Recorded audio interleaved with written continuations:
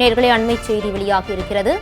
விழுப்புரத்தில் இந்திய கம்யூனிஸ்ட் கட்சி மாநாட்டில் பங்கேற்க வந்த மதுரை எம்பி சு வெங்கடேசனுக்கு திடீர் நெஞ்சுவலி ஏற்பட்டிருக்கிறது.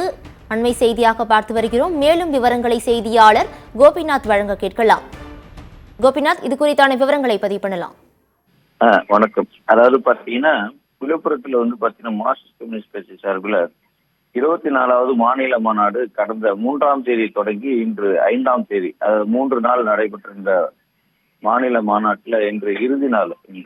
இந்த இறுதி நாள்ல பாத்தீங்கன்னா பல்வேறு மாநில செயற்குழு சம்பந்தமாக பல்வேறு தீர்மானம்லாம் நிறைவேற்றப்பட்டு இன்று இறுதி நாள்ல பாத்தீங்கன்னா தகுதிக்கான குழு அறிக்கை சமைப்பல் மற்றும் மாநில குழு தேர்வு செய்தல், மாநில கட்டுப்பாட்டு குழு தேர்வு செய்தல் மற்றும் அகில இந்திய மாநாட்டு பிரதிகள் தேர்வு செய்தல் உள்ளிட்ட நிகழ்ச்சிகள் இன்னைக்கு நடைபெற்றிருந்தது.